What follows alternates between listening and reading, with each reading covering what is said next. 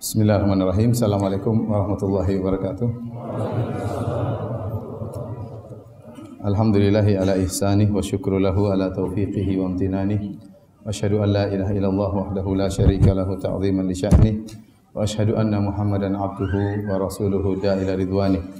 Allahumma salli alaihi wa ala alihi wa ashabihi wa ikhwani. Hadirin dan hadirat yang dirahmati oleh Allah Subhanahu wa taala.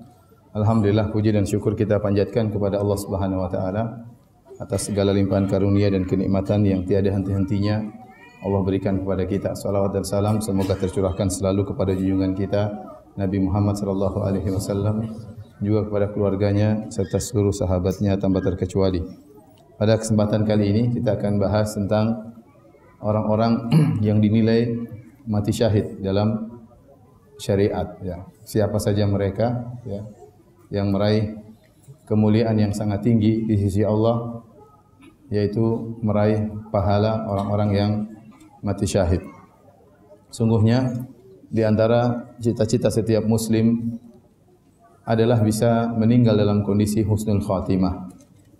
Ya, kita sering mendengar ada seorang meninggal dalam kondisi salat, ada seorang meninggal dalam kondisi berdakwah, ada seorang meninggal lagi berjihad, ada seorang meninggal sedang berbakti kepada orang tuanya, ada seorang wanita meninggal dalam kondisi lagi taat kepada suaminya, ya. Hal-hal yang menyenangkan, yang merupakan cita-cita kita semua. Kita tidak ingin kita lagi bermaksiat kepada Allah Subhanahu wa taala, kemudian Allah mencabut nyawa kita, ya. Kita semua berharap dan kita semua, ya, bercita-cita agar tatkala nyawa kita diambil, kita dalam kondisi sedang melakukan ketaatan kepada Allah Subhanahu wa taala. Barang siapa yang meninggal dalam kondisi sedang melakukan ketaatan kepada Allah Subhanahu wa taala, maka itu ciri-ciri tanda-tanda bahwasanya Allah meridhai wafatnya, Allah meridhai orang ini. Meskipun kita tidak bisa memastikan dia di surga, tapi ini adalah salah satu tanda-tanda bahwasanya dia meninggal dalam kondisi bertakwa kepada Allah, dalam kondisi sedang taat kepada Allah, ya, maka ini tanda-tanda bahwasanya dia diridhai oleh Allah Subhanahu wa taala. Hal-hal yang ini yang kita dengar. Saya ketemu dengan salah seorang kawan saya, kepala polisi Masjid Nabawi, dia berkata, "Saya melihat seorang Indonesia haji meninggal sujud di Raudhah." Ini suatu yang luar biasa, ya. Meninggal lagi di Raudhah, lagi apa? Lagi sujud. Dan kita juga sering dengar, betapa banyak orang meninggal sedang hajian meninggal dunia. Kita mendengar laporan, ya. Orang meninggal tatkala sedang hajian. Ada yang meninggal sedang umrah. Ini semua adalah karunia dari Allah kepada mereka, sehingga mereka bisa bertemu dengan Allah dalam kondisi sedang melakukan ketaatan kepada Allah Subhanahu wa taala. Maka kita mohon kepada Allah, semoga Allah menganugerahkan kepada kita husnul khatimah. Amin ya rabbal alamin. Baik. Di antara, ya, tanda-tanda orang yang meninggal husnul khatimah, ya, secara umum adalah yang meninggal dalam kondisi taat kepada Allah Subhanahu wa taala. Namun ada hal-hal khusus spesial yang Rasulullah SAW sebutkan yang menunjukkan ini amal yang spesial yang sangat menunjukkan orang ini diridhai oleh Allah Subhanahu wa taala. Di antaranya misalnya seorang yang meninggal dalam mengucapkan la ilaha illallah. Ya, dalam satu hadis Rasulullah SAW bersabda, "Man kana akhiru kalamihi la ilaha illallah dakhalal jannah." Barang siapa yang kalimat terakhirnya yang keluar dari mulutnya adalah la ilaha illallah, maka dia masuk surga, ya. Dalam hadis dari Talha bin Ubaidillah radhiyallahu anhu, beliau berkata, "Ra'a Umar Talhata ibnu Ubaidillah thaqilan. Malaka ya Aba Fulan." Suatu hari Umar bertemu dengan Talha bin Ubaidillah, dan Talha bin Ubaidillah kelihatan dalam kondisi lagi sulit, dalam kondisi lagi berat, ya. Maka Umar berkata, "Malaka ya Abu Fulan? Ada apa dengan engkau wahai Abu Fulan, wahai Talha? La'allaka sa'atka imra'atu ammika ya Abu Fulan." Ya, apakah kau lagi masalah, lagi enggak jengkel gara-gara istri pamanmu? La, kata dia, bukan masalah itu, bukan masalah keluarga, bukan masalah jengkel sama istri paman. Wa asna ala Abi Bakar, kemudian Talha memuji Abu Bakar. Kemudian dia membuat dia gelisah, membuat dia suatu merasa berat dalam nampak gelisah, nampak memikirkan sesuatu, nampak murung. Dia berkata, illa anni sami'tu min Rasulillah sallallahu alaihi wasallam haditsan ma mana'ani an as'alahu anhu illa al-qudratu alaihi hatta mata. Aku sedang mikir suatu hadis yang aku dengar dari Nabi sallallahu alaihi wasallam dan tidaklah mencegah aku untuk bertanya kepada Nabi tentang maksud hadis tersebut kecuali saya merasa mampu, nanti suatu saat akan tanya. Dia mau nanya, nanti ajalah. Dia mau nanya maksud hadis Nabi tersebut apa? Kata dia nanti ajalah. Tahu-tahu Nabi meninggal dunia. Dia menyesali kenapa dia tidak tanya kepada Nabi, padahal dia mampu untuk bertanya. Sami'tu yaqul, aku mendengar Rasulullah SAW bersabda, inni la a'lamu kalimatan la yaquluha 'abdun inda mauti illa asyraka laha launuhu wa nafasallahu anhu kurbatahu. Sungguhnya kata Nabi, aku mengetahui satu kalimat jika diucapkan oleh seorang hamba tatkala dia akan meninggal dunia, kecuali wajahnya atau warnanya akan berseri-seri dan Allah akan menghilangkan kesulitan dari dirinya. Faqala Umar mengomentari hadis yang disampaikan oleh Tolha. Jadi Tolha tidak bertanya kepada Nabi, apa kalimat tersebut? Nabi hanya berkata, saya tahu kalimat kalau diucapkan la yaquluha 'abdun inda mauti illa asyraka lahu launuhu. Kalau tidak diucapkan oleh seorang hamba tatkala akan meninggal kecuali akan berseri-seri ya, wajahnya akan menjadi dihilangkan kesulitannya oleh Allah Subhanahu wa taala. Namun Talha tidak bertanya kalimat apakah tersebut. Kata Umar, "Inni la alamu ma hiya." Aku tahu kalimat tersebut. Qala wa ma hiya? Kata Talha, apa kalimat tersebut? Qala ta'lamu kalimatan a'zam min kalimatin amara biha ammahu indal maut la ilaha illallah. Apakah kau tahu ada kalimat yang lebih agung dari suatu kalimat yang Nabi perintahkan pamannya Abu Talib untuk mengucapkannya tatkala Abu Talib akan meninggal, yaitu la ilaha illallah? Qala Talha, sadaqt. Benar, tidak ada kalimat yang lebih agung dari kalimat tersebut. Hiya wallahi hiya. Itulah kalimat yang dimaksud oleh Nabi sallallahu alaihi wasallam. Artinya apa? Jika seorang hamba mengucapkan la ilaha illallah, ini tanda bahwasanya Allah akan menghilangkan kesulitan darinya. Artinya Allah akan ridha kepada dia. Artinya dia akan masuk surga Allah Subhanahu wa taala. Maka kalau ada orang meninggal dunia dengan mengucapkan la ilaha illallah, itu salah satu indikator yang sangat kuat bahwasanya dia meninggal dalam kondisi diridhai oleh Allah Subhanahu wa taala. Dan ada orang-orang yang meninggal dalam kondisi demikian. Ada orang yang meninggal dalam kondisi demikian. Sampai hal yang menakjubkan, saya punya kawan cerita, orang tuanya dalam kondisi kafir. Kemudian salah satunya sudah masuk Islam, tinggal satunya belum masuk Islam. Kemudian yang belum masuk Islam tersebut sakit keras. Tetapi kawan ini selalu datang menjenguk, selalu merawat dalam waktu yang lama. Sambil dirawat, dia dakwahi terus. Sampai kalimat terakhir yang dia ucapkan, la ilaha illallah, kemudian meninggal dunia. Subhanallah, Allah anugerahkan nikmat yang luar biasa kepada orang ini. Mungkin karena kesolehan anaknya, mungkin karena kebaikannya di masa lampau, ya, sehingga Allah anugerahkan dia. Kalimat terakhir dia ucapkan adalah la ilaha illallah. Saya punya kerabat juga demikian, umurnya sekitar 80-an, ya. Ya, di masa mudanya dia sholat tapi ya bolong-bolong, tapi orangnya sangat rajin bersedekah, sangat suka menyambung silaturahmi, ya, sangat suka menyambung silaturahmi. Dia bantu kerabat-kerabatnya.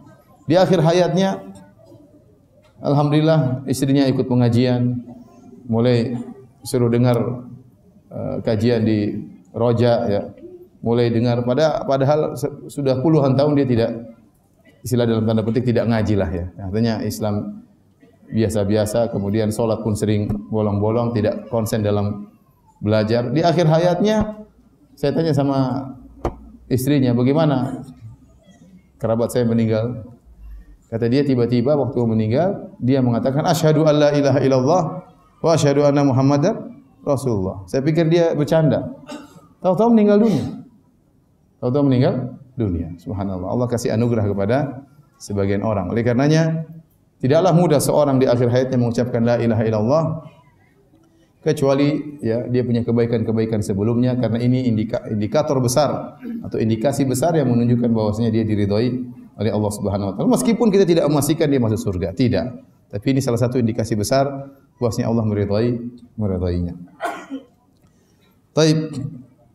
Di antara ciri-ciri husnul khatimah adalah al-maut bi rashhil jabin.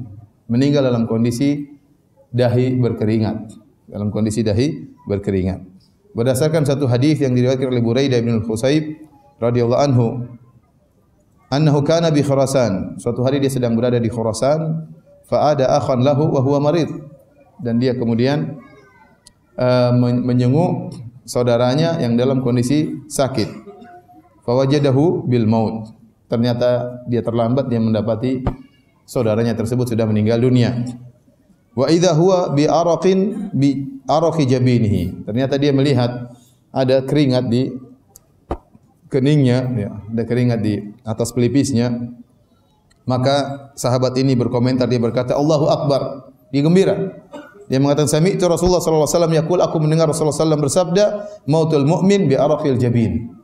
Meninggalnya seorang mukmin dengan keluar keringat di dahinya. Ini berarti dalil orang meninggal tatkala banyak keringat di dahinya.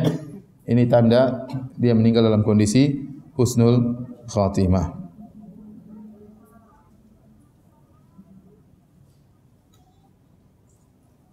Kemudian di antara tanda husnul khatimah, seorang meninggal pada malam Jumat atau hari Jumat. Di malam hari atau malam Jumat atau siang hari di hari Jumat. Berdasarkan satu hadis Rasulullah SAW bersabda, "Ma min muslimin yamutu yaumal jum'ah aw lailatil jum'ah yamutu yaumal jum'ah aw lailatal jum'ati illa waqahu Allahu fitnatal qabr." Tidaklah seorang muslim meninggal di malam Jumat, tidaklah seorang muslim meninggal di hari Jumat atau di malam Jumat kecuali Allah akan melindunginya dari fitnah kubur, dari fitnah kubur. Dan ini juga tanda bahwa seorang meninggal dalam kondisi husnul khatimah tatkala dia meninggal di malam Jumat. Ustaz, kemarin ada pemabuk meninggal hari Jumat siang. Ya, kita bilang ya, bukan berarti dia husnul khatimah, lagi mabuk mati hari Jumat.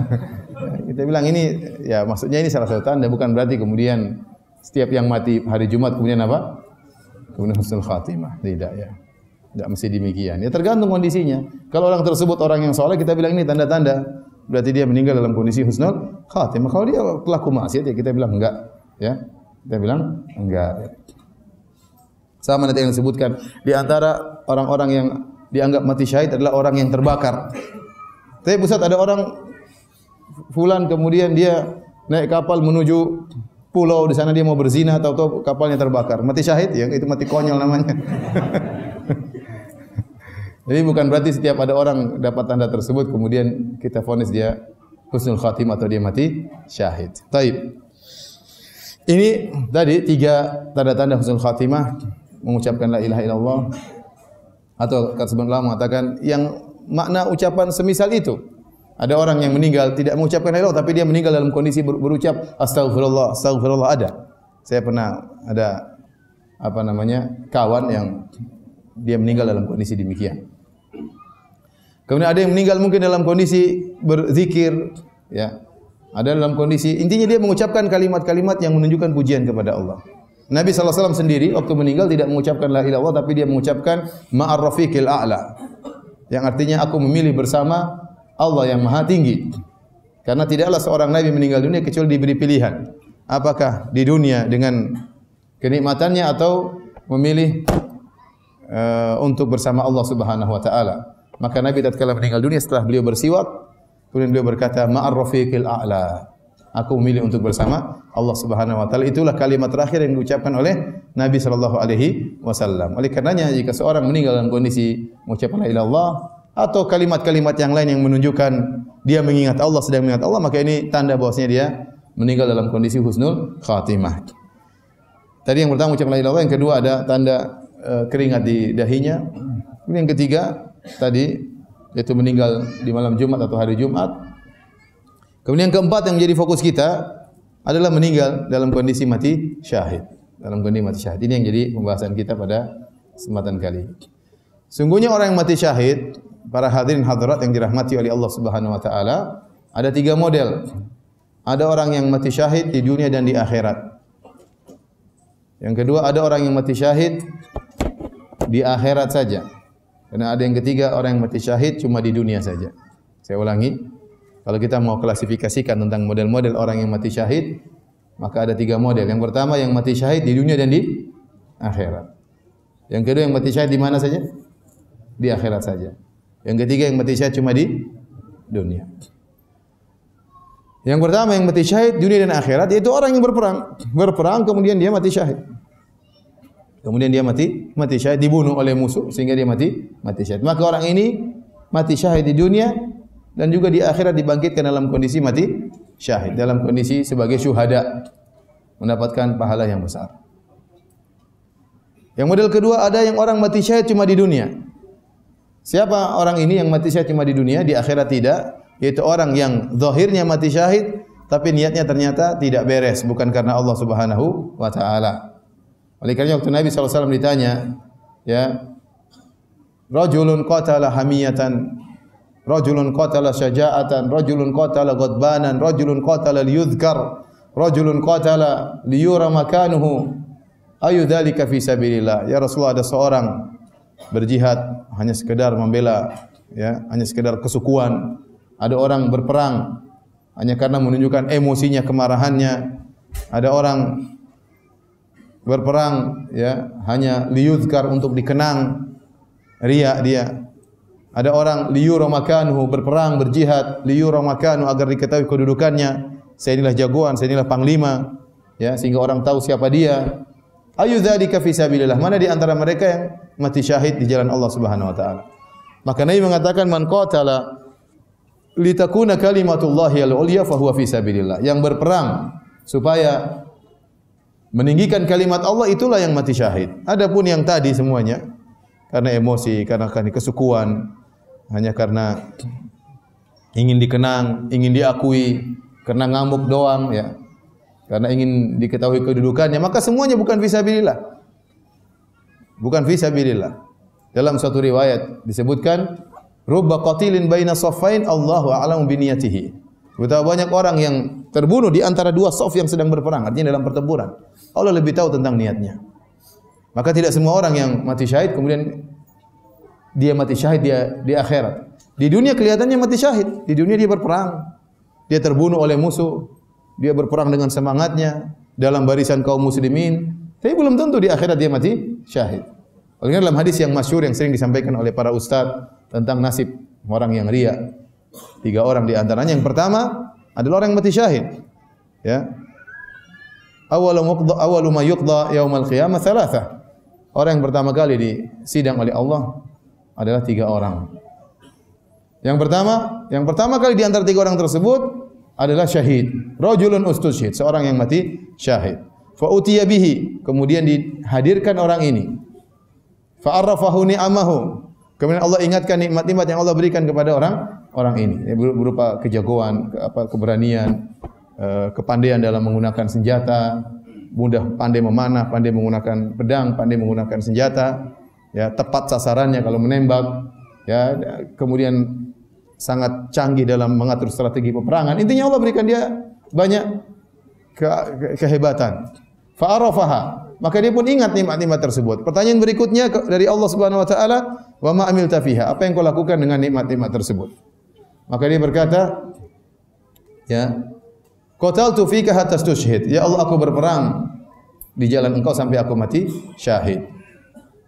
Kata Allah, kadzabta, kau dusta, walakin qatalta liyuqal annaka jari'. Tetapi kau berperang supaya kau dikatakan adalah seorang pemberani. Wa qad qil, dan telah dikatakan tujuanmu untuk berperang supaya dikatakan jagoan, supaya dikatakan pahlawan, supaya dibuat monumen kenangan. Ini semua kau dapatkan, ya, tetapi bukan karena aku, kata Allah. Kadzabta, kau dusta. Tsumma umira bihi fasuhiba ala wajhi hatta ulqiya finnar. Kemudian Allah memerintahkan malaikat untuk menggeret orang ini, kemudian digeret di atas wajahnya, dihinakan sampai dilemparkan dalam neraka jahanam. Inilah model orang yang mati syahid nomor 2, mati syahid di dunia tapi di akhirat bukan mati syahid. Nampaknya dia mati syahid, ya, tetapi ternyata di akhirat dia tidak mati syahid. Ternyata dia riya, ternyata dia punya tujuan duniawi, tujuan yang tidak diridhai oleh Allah Subhanahu wa taala. Ya. Kemudian yang ketiga adalah orang yang mati syahid di akhirat. Di dunia dia tidak mati syahid, tetapi di akhirat pahalanya seperti orang yang mati syahid. Itulah yang menjadi pokok pembahasan kita. Seperti orang yang mati dalam kondisi terbakar, orang yang mati karena meninggal karena sakit di perutnya, ya. orang yang meninggal karena terkena runtuhan sehingga meninggal dunia, dan hal-hal yang lainnya akan kita sebutkan pada kesempatan kali ini. Baik. Yang pertama, yang paling mulia tentunya yang mati syahid dunia dan di akhirat. Ya. Mereka ini orang-orang yang sangat mulia. Allah siapkan pahala yang sangat banyak bagi orang-orang yang mati syahid dalam medan pertempuran. Dia masuk dalam medan pertempuran kemudian dibunuh oleh musuh. Maka ini orang-orang yang dibunuh oleh orang kafir, maka ini orang-orang yang sangat mulia. Allah Subhanahu wa taala yang menyebutkan dalam Al-Qur'an di antaranya wala tahsabanna alladziina qutilu fi sabilillahi amwatan bal ahya'un 'inda rabbihim yurzaqun. Janganlah kau menyangka bahwasanya orang-orang yang terbunuh di jalan Allah mereka sudah meninggal. Bal ahya, tapi mereka masih hidup. 'Inda rabbihim yurzaqun, yaitu mereka hidup di sisi mereka. Mereka hidup di sisi Rabb mereka mendapatkan rizki dari Allah Subhanahu wa taala. Disebut dalam hadis bahwasanya arwahus syuhada tuyur, ya, bahwasanya roh-roh para syuhada itu seperti burung-burung yang berterbangan di taman-taman surga. Ya. Adapun orang-orang yang lain tidak, mereka ruhnya di alam kubur, alam barzakh. Diberi kenikmatan tapi kenikmatan di alam barzakh. Adapun para syuhada rohnya diizinkan untuk berjalan-jalan di mana? Di taman-taman surga. Ini di antara keistimewaan orang-orang syuhada, sehingga dikatakan bahwasanya bal ahya'un, mereka hidup itu hidup dengan hidup yang lebih istimewa dari kehidupan dunia, kehidupan dengan penuh kenikmatan. 'Inda rabbihim yurzaqun, mereka mendapat rezeki di sisi Rabb mereka. Farihina bima atahumullahu min fadlihi, mereka bergembira. Sekarang ini mereka dalam kondisi sedang bergembira dengan karunia yang Allah berikan kepada mereka. Wa yastabshiruna billadzina lam yalhaqu bihim min khalfihim alla khaufun 'alaihim wa lahum yahzanun. Dan mereka bergembira kepada orang-orang yang belum sempat meninggal seperti mereka. Jangan kalian, tidak ada kekhawatiran bagi mereka dan tidak ada kesedihan bagi mereka. Yastabshiruna bi ni'matin minallahi wa fadlin wa anna Allaha la yudhi'u ajral mu'minin. Mereka bergembira dengan nikmat dari Allah dan karunia dari Allah, dan mereka tahu bahwasanya Allah tidak akan menyia-nyiakan pahala orang-orang yang beriman. Ya, jadi mereka diberi rizki khusus oleh Allah, mereka mendapatkan muamalah atau sikap khusus dari Allah Subhanahu wa taala setelah meninggal dunia dalam alam barzakh. Oleh karenanya di antara keistimewaan orang-orang yang mati syahid, Rasulullah SAW juga pernah bersabda, li syahid indallahi sittu khisal. Bagi orang yang mati syahid ada 6 keistimewaan yang Allah berikan kepada orang yang mati syahid. Yang pertama, yughfar lahu fi awwali daf'atin min damihi. Dia diampuni begitu pertama kali darahnya keluar tatkala dia meninggal dunia. Pertama kali dia ditebas oleh musuh, darahnya pertama kali muncrat darahnya tersebut, maka saat itu pula Allah ampuni segala dosa-dosanya. Kemudian di antara keistimewaan berikutnya, wa yara maq'adahu minal jannah. Dia melihat tempatnya di surga, tempatnya di surga. Allah alam apakah tatkala dia akan meninggal dunia atau tatkala alam barzakh diperlihatkan tempatnya di surga. Tetapi ya seperti kita kita dapatkan dalam hadis tatkala seorang sahabat di dalam perang Uhud, dia maju kemudian dia berkata, inni la ajidu rihal jannati min qibali Uhud. Sungguh aku mencium bau surga datang dari sisi gunung Uhud, sehingga dia pun semangat masuk dalam medan pertempuran, akhirnya meninggal dunia. Intinya bahwasanya Allah memberikan dia seperti firasat, ya, bahwasanya dia akan masuk surga dengan mencium bau surga atau melihat tempatnya di surga atau yang lainnya. Kemudian di antara keistimewaannya, wa yujaru min adzabil qabr. Bahwasanya orang yang mati syahid akan dilindungi dari azab kubur. Dilindungi dari azab kubur. Ini yang ketiga. Yang keempat, wa ya'manul fazal akbar.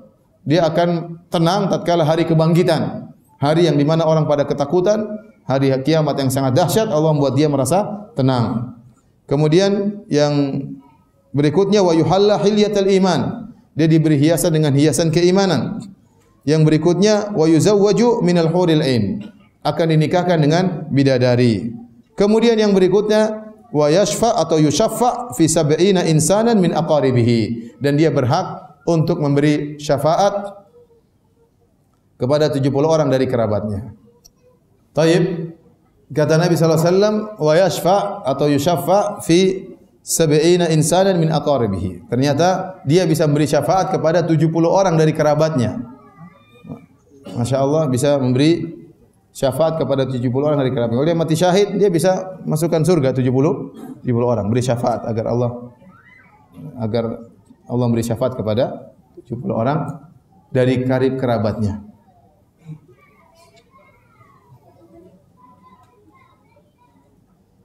Oleh karenanya dalam satu hadis juga, anna rajulan qala, ada seorang bertanya kepada Nabi, "Ya Rasulullah, ma balul mu'minin yuftanuna fi quburihim ila syahid?" Kenapa orang-orang beriman, kaum mukminin akan mendapatkan fitnah kubur dalam alam barzah kecuali orang yang mati syahid? Jadi perlu antum bedakan antara fitnah kubur dengan azab kubur. Azab kubur itu siksaan. Fitnah kubur itu ujian yang disampaikan oleh malaikat mungkar dan nakir. Itu fitnah kubur. Jadi kita berlindung dari azab kubur dan berlindung dari fitnah kubur. Fitnah itu maksudnya ujian. Ujian itu yang ditanyakan oleh malaikat mungkar dan nakir. Sebagian orang tidak ngerti apa bedanya fitnah dengan azab. Dalam kuburan ada fitnah, ada azab. Kalau tidak lulus ujian dapat apa? Azab. Semoga antum lulus ujian. Kemudian ditanyakan, "Ya Rasulullah, kenapa orang-orang beriman tetap ditanya dapat fitnah kuburan, adapun orang mati syahid tidak?" Maka Nabi sallallahu alaihi wasallam berkata, "Kafa bi bariqatis suyufi ala ra'si fitnah." Cukup ya. Cahaya-cahaya pedang di kepalanya adalah sebagai fitnah. Cukup. Suatu ujian yang berat. Tatkala dia bertempur kemudian nampak cahaya-cahaya pedang musuh di hadapan dia dan dia terus bertempur, ini cukup fitnah baginya, cukup ujian bagi dia, tidak perlu diuji lagi oleh malaikat mungkar dan nakir. Kemudian di antara keutamaan orang yang mati syahid, dalam Sahih Al-Bukhari Rasulullah SAW bersabda, "Inna fil jannati mi'ata darajah." Sungguhnya di surga itu ada 100 tingkatan. A'addahallahu lil mujahidin fi sabilillah. Allah siapkan bagi orang-orang yang berjihad di jalan Allah Subhanahu wa taala. Ada 100 derajat, 100 tingkatan. Ma baina darajataini kama baina sama'i wal ard. Antara derajat yang satu dengan derajat yang berikutnya jaraknya seperti antara langit dan bumi. Ini khusus bagi orang-orang yang mati syahid ya. Al-Hafidz Ibnu Hajar mengatakan demikian juga. Ibadah-ibadah yang lain ada derajat-derajat, salat ada derajatnya, dakwah ada derajatnya, puasa ada derajatnya, tetapi nas datang dalam masalah orang-orang yang berjihad di jalan Allah Subhanahu wa taala. Kata Nabi, "Inna fil jannati mi'atan darajah, mi'ata darajah a'addahallahu lil mujahidin fi sabilillah." Ada 100 derajat Allah siapkan bagi orang berjihad di jalan Allah Subhanahu wa taala. Antara derajat yang satu dengan derajat berikutnya jaraknya seperti antara langit dan bumi. Maka Nabi berkata, "Fa idza sa'altumullaha fas'aluhul firdaus fa innahu awsatul jannah wa 'alal jannah." Jika kalian minta kepada Allah maka mintalah surga Firdaus, sungguhnya ada surga yang paling tinggi dan surga yang paling tengah. Surga yang paling tinggi, surga yang paling tengah. Baik. Dari sini para hadirin dan hadirat yang dirahmati Allah Subhanahu wa taala, kita mengetahui tentang keistimewaan orang yang mati syahid. Maka seorang minta kepada Allah Subhanahu wa taala untuk bisa meraih pahala syahid. Apakah mati syahid dengan berperang, kalau memang ada perang yang syar'i, atau mati syahid dengan cara-cara yang Allah kehendaki, yang meskipun tidak meninggal dalam kondisi berperang, tapi dinilai seperti orang yang mati syahid. Oleh karenanya Nabi SAW bersabda, "Man sa'ala Allah syahadata bisidqin," barang siapa yang minta mati syahid dengan benar-benar dia mohon kepada Allah agar bisa dianugerahi mati syahid, ballagallahu manazila syuhada wa in mata ala firashihi, maka Allah akan menyampaikan dia pada derajat orang-orang yang mati syahid meskipun dia meninggal di tempat tidurnya. Artinya meskipun dia tidak dibunuh dalam peperangan, tapi kalau dia benar-benar minta kepada ya Allah, urzuqni syahada, ya Allah anugerahkanlah kepadaku mati syahid, maka Allah akan bikin cara bagaimana dia untuk bisa mencapai derajat orang yang mati syahid meskipun dia meninggal di atas tempat tidurnya. Di antara yang menakjubkan adalah siapa? Khalid bin Walid radhiyallahu anhu yang berperang, terus berperang, sekujur tubuhnya penuh luka, puluhan luka di tubuhnya, tidak ada satu jengkal kecuali ada bekas luka, apakah luka bekas tombak, luka bekas panah, luka bekas tikaman ya. Tetapi dia meninggalnya di atas tempat tidur. Artinya apa? Kalau Allah tidak mengendaki dia meninggal masih ikut perang puluhan perang, meskipun masuk di tengah-tengah pertempuran, kalau Allah tidak mengendaki dia mati, dia tidak bakalan apa? Mati. Seakan-akan Allah ingin menunjukkan nih Khalid bin Walid panglima tidak pernah apa? Kalah. Matinya pun bukan dalam apa? perang, matinya di atas tempat tidur. Taib, hadirin dan hadirat yang dirahmati oleh Allah Subhanahu wa taala, maka kita akan menyebutkan orang-orang yang mendapat derajat mati syahid meskipun mereka tidak meninggal dalam kondisi dibunuh oleh musuh. Makna syahid itu maksudnya apa? Yaitu orang-orang yang meninggal dalam pertempuran melawan pasukan orang-orang kafir dan dia dibunuh dalam medan pertempuran tersebut.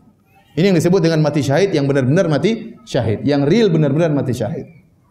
Ya. Sehingga mereka ini punya aturan khusus. Mereka ini tidak perlu dimandikan, tidak perlu disolatkan. Mereka dikafankan dengan darah-darah mereka, agar mereka dibangkitkan dalam kondisi bukti bahwasanya mereka mati syahid. Jadi mereka tidak dimandikan dan juga tidak disolatkan. Ya. Adapun orang-orang yang dinilai seperti mati syahid namun tidak seperti mereka, tetap dimandikan, tetap disolatkan meskipun pahalanya seperti mati syahid. Contoh Umar bin Khattab radhiyallahu anhu. Dia mati syahid dan dia berdoa kepada Allah Subhanahu wa taala, "Ya Allah, anugerahkanlah kepada aku mati syahid di kota Madinah." Waktu itu putrinya Hafsah bingung, ini ayahanda minta sesuatu yang berat, minta mati syahid tapi di kota Madinah. Namanya mati syahid itu harusnya Umar keluar dari kota Madinah, perang melawan musuh, baru meninggal dalam medan pertempuran. Itu baru namanya mati syahid. Nah, minta mati syahid tapi matinya di Madinah. Tapi Allah kabulkan permohonan Umar bin Khattab. Ternyata ada Abu Lu'lu' al-Majusi yang datang kemudian menikam Umar bin Khattab tatkala Umar sedang salat subuh. Dengan 3 tikaman, salah satu tikaman yang di bawah pusar Umar sehingga apa yang dia minum, apa yang dia makan keluar langsung dari bekas tikaman tersebut. Artinya lambungnya robek. Dan dia mati syahid. Doa dia dikabulkan oleh Allah Subhanahu wa taala.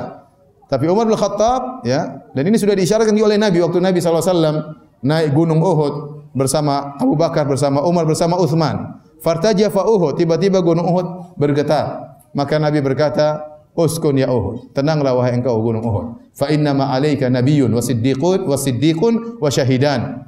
Wahai Uhud, tenanglah engkau, sungguhnya yang ada berada di atasmu sekarang ini, yang sedang berpijak di atasmu adalah seorang nabi, seorang siddiq yaitu Abu Bakar as-Siddiq dan 2 orang yang mati syahid. Siapa? Umar dan Uthman. Jadi Nabi menamakan Umar dengan apa? Mati syahid. Tapi matinya bukan dalam peperangan.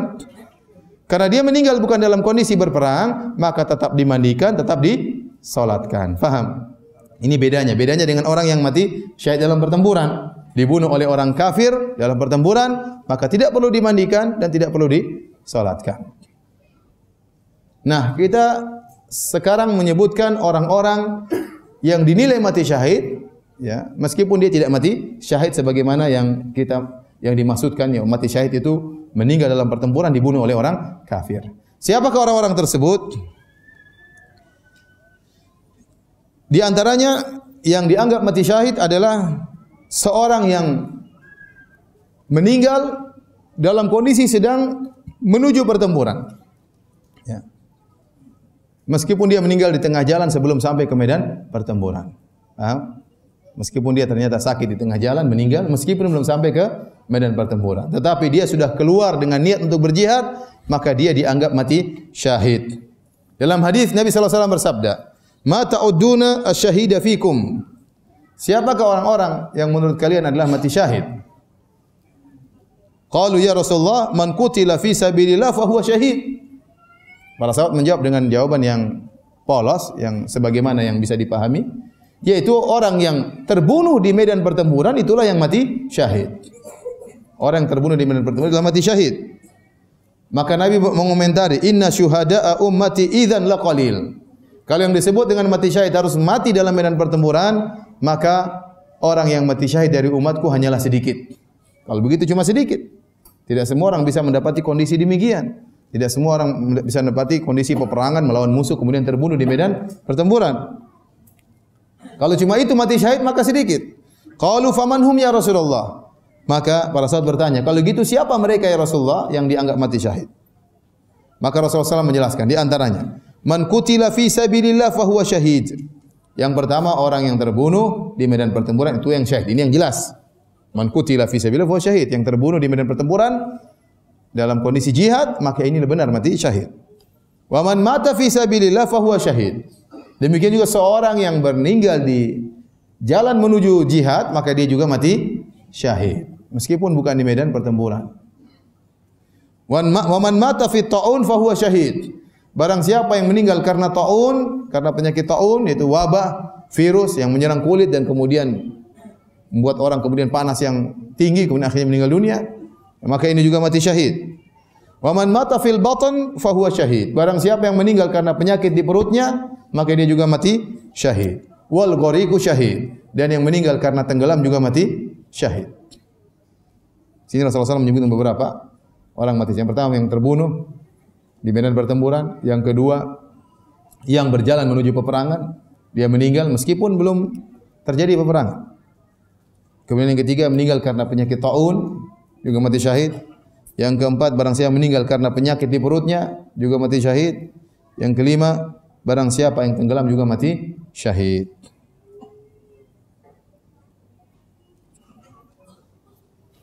Apa yang dimaksud dengan penyakit di perutnya? Ini ada khilaf dengan para ulama yang mengatakan maksudnya ishal, buang air terus mencret, tidak berhenti akhirnya meninggal dunia.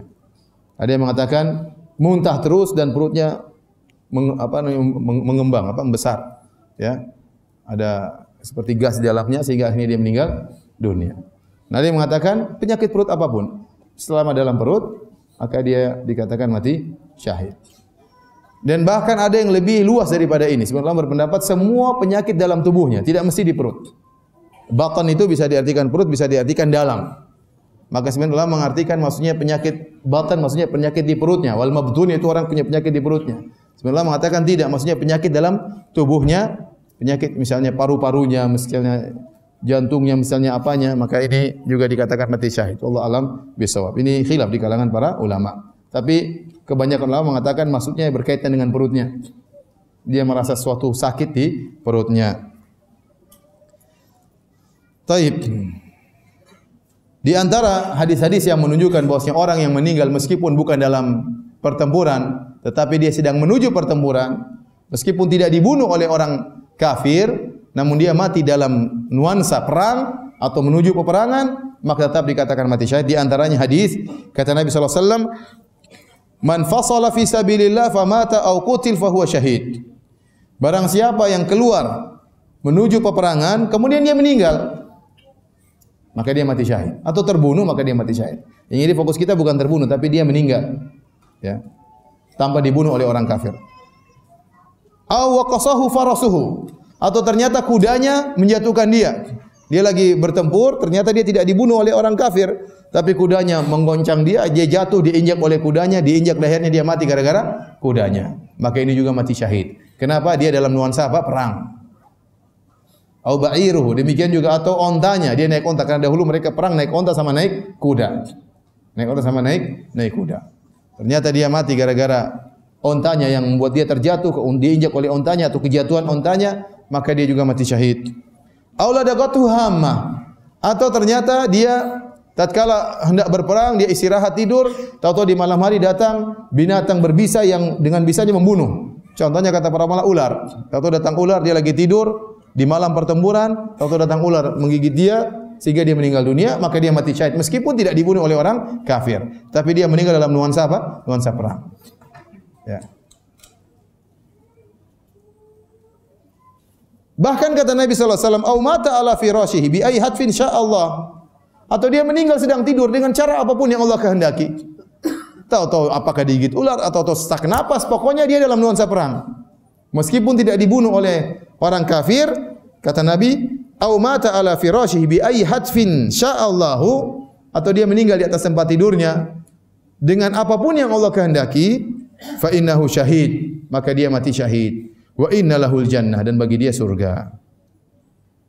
Taib, ini salah satu yang dinilai mati syahid, yaitu orang yang meninggal dalam nuansa perang dengan cara apapun meskipun tidak dibunuh dalam medan pertempuran.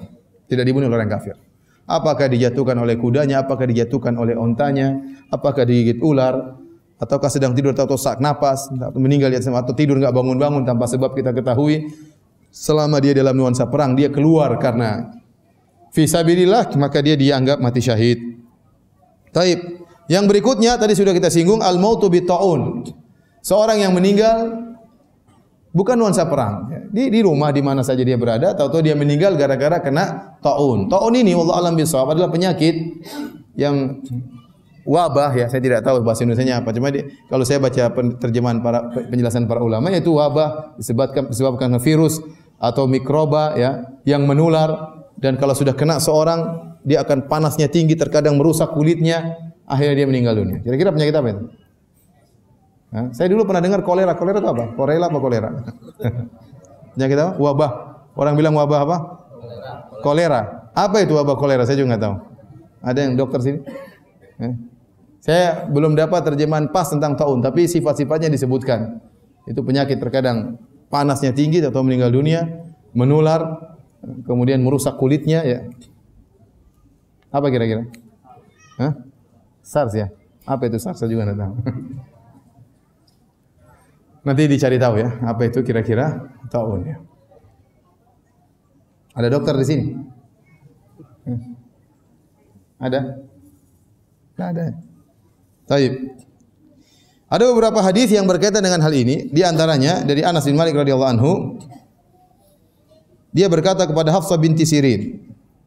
Ditanya, Anas bertanya, "Bima mata Yahya bin Abi Amrah?" Karena apa Yahya bin Abi Amrah meninggal dunia? Qultu bi taun. Kata Hafsah binti Sirin, dia meninggal karena penyakit taun. Maka Anas bin Malik berkata, qala Rasulullah sallallahu alaihi wasallam, Rasulullah SAW bersabda, "At-taun syahadatun likulli muslim." Taun adalah syahid bagi setiap muslim. Hadis riwayat Imam Al-Bukhari. Demikian juga dalam hadis yang lain dari Aisyah, annaha sa'alat Rasulullah sallallahu alaihi wasallam anit taun. Dari Aisyah pernah bertanya kepada Nabi tentang penyakit taun. Fa akhbaraha Nabiullah sallallahu alaihi wasallam, maka Nabi mengabarkan kepada Aisyah dengan berkata, annahu kana adzaban yab'athuhu Allah ala man yasha. Dulu taun itu azab. Allah kalau ingin mengadab suatu kaum, Allah kirim penyakit tersebut untuk mengadab mereka sehingga mereka binasa.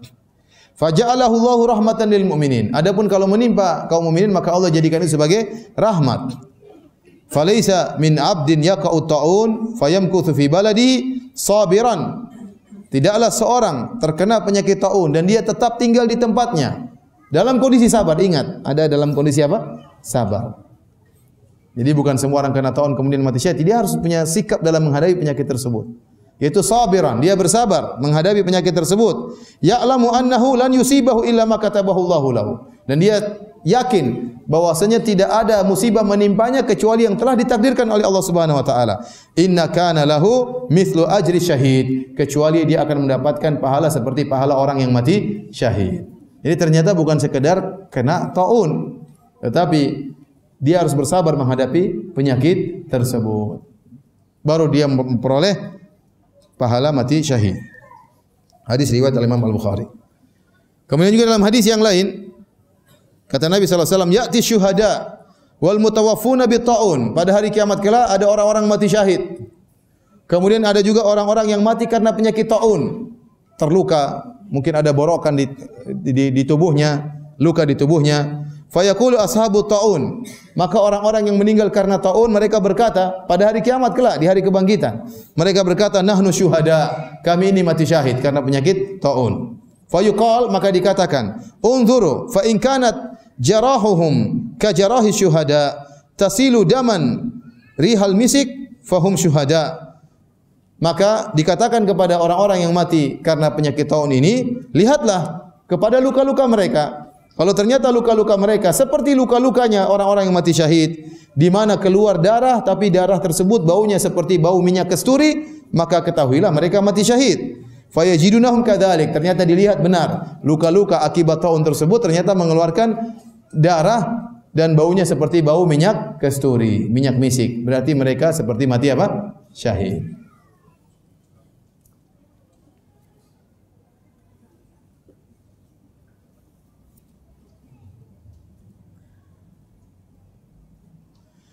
Kemudian di antara orang yang dianggap mati syahid meninggal karena penyakit perut. Tadi sudah kita singgung. Ada dua hadis yang berkaitan dengan hal ini. Yang pertama kata Nabi SAW, "Waman mata fil batni fahuwa syahid." Barang siapa yang meninggal karena penyakit di perutnya maka dia mati syahid.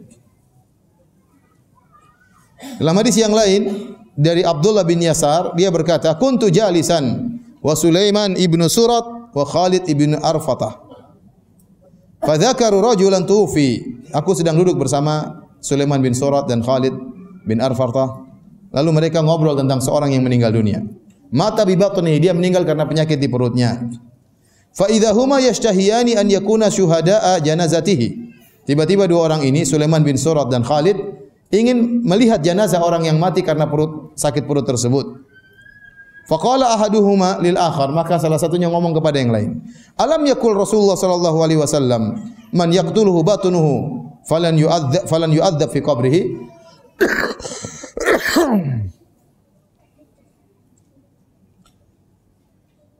Bukankah Nabi SAW pernah bersabda, barang siapa yang terbunuh karena perutnya, mati karena perutnya, maka tidak akan diadab di kuburannya. Faqala al-akhar bala wa fi riwayatin sadaqt. Kata yang lain, benar, Rasulullah pernah mengatakan demikian. Engkau benar, Rasulullah SAW pernah mengatakan demikian. Ini dalil bahwasanya orang yang meninggal karena sakit di perutnya maka dia mati syahid. Banyak ada orang tiba-tiba sakit, perutnya sakit, ya, apakah ada luka dalam perutnya karena mah kronis misalnya. Ada orang meninggal demikian. Intinya penyakit dari perutnya, maka orang ini dikatakan mati syahid dengan syarat tadi dia bersabar kepada Allah Subhanahu wa taala. Ada kalau dia sakit kemudian dia ngamuk-ngamuk protes kepada Allah Subhanahu wa taala, mencak sana mencak sini, ya. Ribut sana ribut sini, bukan orang yang mati syahid. Tadi ingat ada syaratnya. Sabiran, dia bersabar. Dia bersabar menghadapi penyakit tersebut, ya. Sehingga sebagian ulama mengkiaskan bahwasanya penyakit-penyakit yang parah, karena disebutkan taun, disebutkan penyakit dalam perut, ya. Jadi ada penyakit yang lain lagi, ya. Sehingga disebutkan bahwa semua orang terkena penyakit-penyakit parah sebenarnya itu adalah mati syahid. Ini sebagian pendapat sebagian ulama.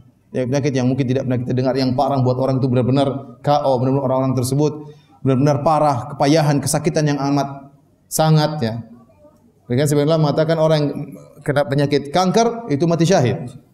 Ini pendapat sebagian ulama. Sebagian ulama mengatakan tidak, selama kankernya bukan di perut maka bukan mati syahid. Kalau kankernya di perut maka dia mati syahid. Atau kankernya ada yang lebih ringan lagi, maksudnya kankernya dalam tubuhnya, entah di paru-parunya, entah di mana, entah dalam kanker usus, pokoknya dalam badannya, maka dia mati syahid. Karena mengingat Rasulullah mengatakan al-mabtun syahid, yang mati karena penyakit dalam perutnya maka itu mati syahid. Kemudian Rasulullah sebutkan taun, ini penyakit-penyakit yang ganas. Sehingga sebenarnya mengatakan orang yang meninggal terkena penyakit ganas dan dia bersabar dan dia tahu itu dari sisi Allah Subhanahu wa taala, tidak ada musibah menimpanya kecuali karena takdir Allah Subhanahu wa taala, maka dia akan meraih derajat mati syahid. Sebagian ulama mati karena kena kanker, ya. Di antaranya Syekh Utsaimin rahimahullahu taala. Di antaranya kalau enggak salah gurunya juga Syekh Abdurrahman bin Nasir Sa'di juga kena penyakit kanker, ya. Allah kasih penyakit yang ganas, ya, agar mereka meraih derajat apa? Syahid. Wallahu alam bisawab. Kemudian di antara yang meninggal dianggap sebagai mati syahid, orang yang meninggal karena tenggelam dan juga karena al-hadam, karena runtuhan. Nabi SAW bersabda, "Asy-syuhada'u khamsah." Yang mati syahid 5. Al-mat'un, orang yang mati syahid karena penyakit taun. Wal mabtun, orang yang mati syahid karena penyakit di perutnya. Wa sahibul hadam, yaitu orang yang terkena reruntuhan. Ini para ulama mengatakan contohnya dia ketabrak mobil, runtuhan mobil, kejatuhan dinding, ya. Kejatuhan sesuatu, ya. Oleh karena waktu peristiwa jamaah haji karena keren di mana di Mekah, banyak orang mengatakan mereka terhukum mati apa? Syahid, karena mereka karena runtuhan besi sehingga mereka meninggal dunia. Mati syahid di Masjidil Haram sedang berhaji, Masya Allah. Itu luar biasa, ya, anugerah, ya. Jadi orang yang meninggal karena tenggelam, orang yang meninggal karena terkena runtuhan, bahkan sebenarnya mengatakan kalau orang naik mobil kemudian dia terguling misalnya, terjadi kecelakaan, selama dia berusaha berjalan dengan baik, namanya Allah mentakdirkan kecelakaan, termasuk juga dalam mati syahid, ya, termasuk juga dalam mati syahid. Ustaz, kalau lagi mabuk kemudian tabrakan, itu mati konyol. Mati apa? Mati konyol.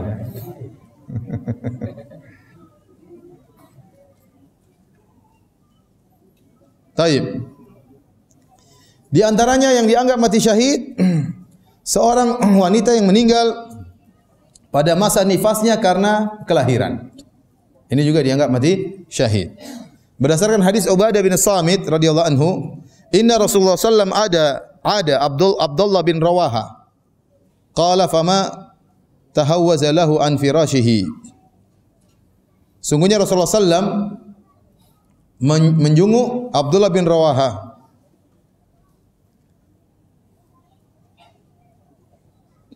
Maka Abdullah bin Rawaha tidak berpaling dari tempat tidurnya. Faqala atadri man syuhada'u ummati. Maka Nabi berkata kepadanya, atadri man syuhada'u ummati, tahukah engkau apa itu siapa saja orang-orang mati syahid dari umatku? Qalu qatlul muslim syahadah. Seorang terbunuh di medan pertempuran adalah mati syahid. Kata Nabi sallallahu alaihi wasallam, inna syuhada ummati idzan laqalil. Kalau yang mati syahid harus hanya terbunuh dalam medan pertempuran, maka orang-orang mati syahid dari umatku hanyalah sedikit. Maka Nabi menjelaskan, qatlul muslim syahadah. Yang mati syahid karena terbunuh di medan pertempuran itu mati syahid. Wa ta'un syahadah. Mati syahid karena ta'un juga syahadah. Itu juga meninggal karena ta'un juga mati syahid. Wal mar'atu yaqtuluha waladuha jam'a. Seorang wanita yang meninggal terbunuh karena anaknya dalam perutnya, karena hamil. Apakah setelah melahirkan atau meninggal dalam kondisi anaknya masih dalam, janinnya masih dalam perutnya, syahadah, itu juga mati syahid. Yajurruha waladuha bisararihi ilal jannah. Pada hari kiamat kelak, anaknya tersebut akan menarik ibunya dengan tali pusarnya, mengajak ibunya menuju surga. Dan ini banyak wanita yang melahirkan dalam akhirnya meninggal dunia. Apakah anaknya selamat atau anaknya tidak selamat? Ya. Setelah melahirkan meninggal, tatkala melahirkan meninggal, ya, banyak kejadian seperti ini. Saya punya kawan cerita, dia pernah umrah sama istrinya. Kemudian istrinya berdoa kepada Allah Subhanahu wa taala, "Ya Allah, anugerahkanlah kepada saya mati syahid." Bingung, perempuan minta mati syahid. Ternyata setelah itu dia mengandung, dia melahirkan dan dia meninggal dunia. Kata kawan saya, bisa jadi ini Allah mengkabulkan apa? Doanya karena dia minta mati apa? Syahid. Allah menjadikan dia meninggal tatkala melahirkan anaknya yang keempat kalau tidak salah atau yang ketiga. Ini mati syahid.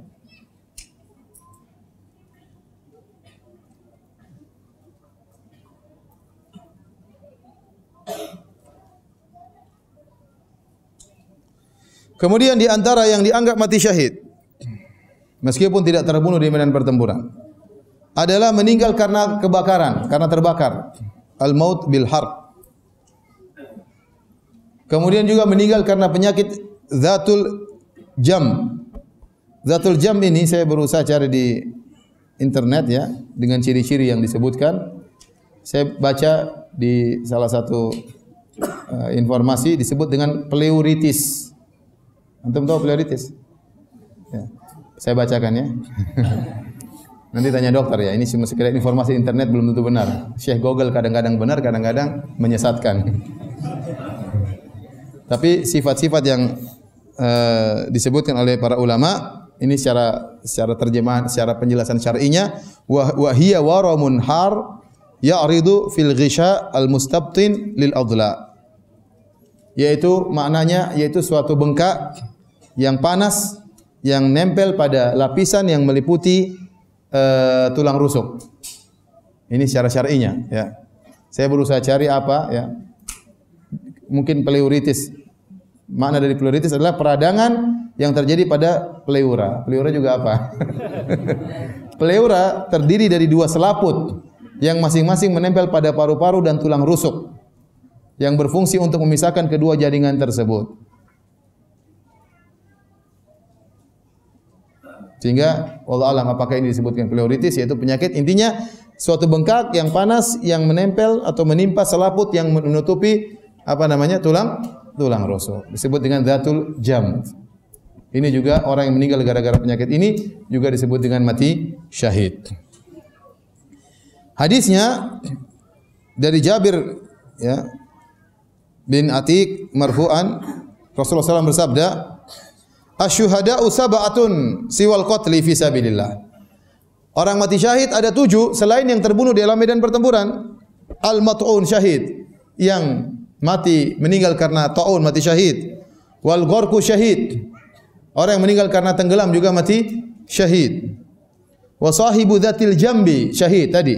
Orang yang terkena penyakit pleuritis juga mati syahid dalam tubuhnya. Ini penyakit parah membuat dia sakit dan setengah mati. Walladzi yamutu tahtal hadmi syahid. Yang meninggal karena terkena runtuhan juga mati syahid. Wal mar'atu tamutu bi jam'in syahidah. Seorang yang meninggal dunia, seorang wanita yang meninggal dunia sementara janin dalam perutnya juga mati syahid. Artinya di sini Rasulullah SAW menyebutkan tentang orang yang meninggal karena penyakit 1 jam. Ya. Demikian juga karena kebakaran. Oleh karenanya, ya, kalau antum pergi ke Arab Saudi, antum pergi ke tempat orang-orang yang disebut dengan apa namanya Ad-Difa' Al-Madani, itu istilah bagi pemadam kebakaran. Ya, ada kantor Ad-Difa' Al-Madani, itu maksudnya pemadam kebakaran. Terkadang ditulis nama-nama syuhada. Karena mereka tatkala menjalankan misi mereka untuk menolong orang yang sedang terbakar, mereka nekat-nekat. Karena mereka tahu kalau mereka meninggal karena terbakar, mati syahid. Jadi mereka semangat, sampai banyak yang meninggal di antara mereka. Masuk ke dalam menolong orang sehingga mereka terkadang sendiri harus apa? Terbakar. Ya. Jadi disebut nama-nama syuhada, ditulis di depan di kantor itu. Nama-nama yang mati syahid dari para pegawai-pegawai pemadam kebakaran. Mereka menganggap itu suatu ibadah, sehingga mereka nekat tatkala ingin menolong seorang, ya, atau menolong orang-orang yang sedang terperangkap dalam gedung yang terbakar. Contoh ada seorang naik pesawat atau pesawatnya kebakaran, mati syahid atau tidak? Mati syahid kalau dia memang orang soleh. Tapi kalau ada pesawat misalnya pergi ke Singapura, satu ingin main judi, satu ingin berzina, satu ingin nyambung silaturahmi, tahu-tahu pesawatnya terbakar, semuanya mati syahid? Tidak. Yang niatnya baik aja yang mati apa? Syahid. Yang lain mati konyol. Jangan mati konyol. Karena ada yang bilang, Ustaz, dia tadi ini terbakar mati syahid. Ya tidak, tergantung kondisinya. Dia orang soleh atau bukan. Kalau bukan orang soleh maka bukan mati syahid.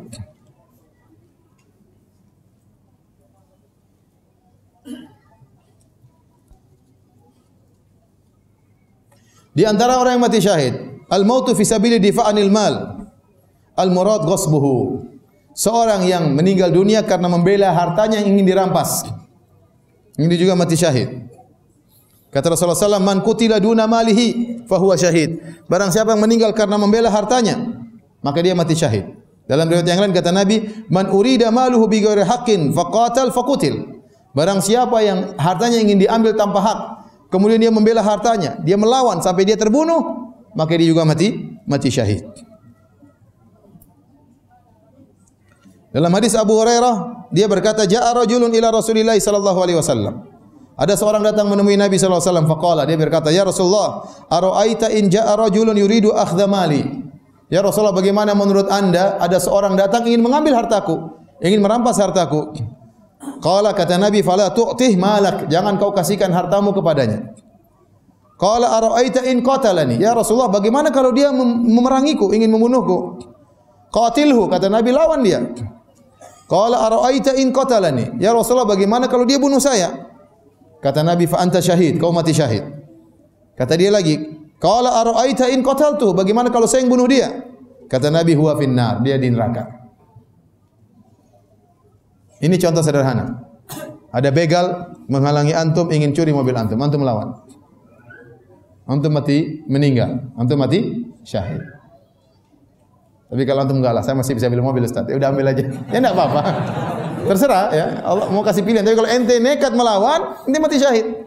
Kesempatan nih, kapan lagi saya mati syahid? Boleh ngelawan. Lawan, pokoknya lawan dia sampai ente mati dibunuh sama dia. Ente mati syahid. Tapi ente mau melawan, ente ingat istri, ingat anak-anak semua. Enggak jadi. Ya udah ambil aja, saya masih bisa beli mobil. Enggak apa-apa juga, bebas, enggak ada masalah ya.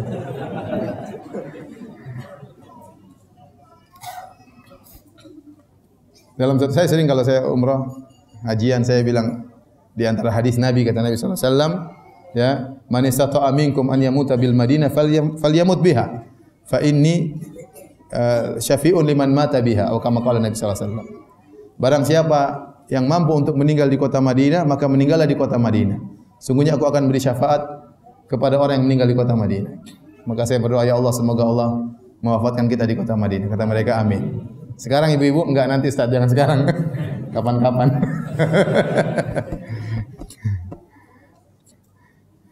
Jadi tidak harus Anda melawan, tapi kalau Anda melawan, Anda berusaha untuk berkesempatan untuk meraih mati apa? Mati syahid.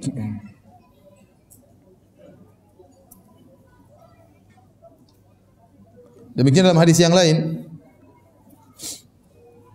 Ja'a rajulun ila Nabi sallallahu alaihi wasallam. Ada seorang datang kepada Nabi sallallahu alaihi wasallam. Faqala, kemudian dia berkata, "Ar-rajulu ya'tini fayuridu mali." Ada seorang datang kepadaku dan ingin merampas hartaku. Qala dzakirhu billah. Ingatkanlah dia kepada Allah. Ingatkan, ini haram, ini tidak boleh.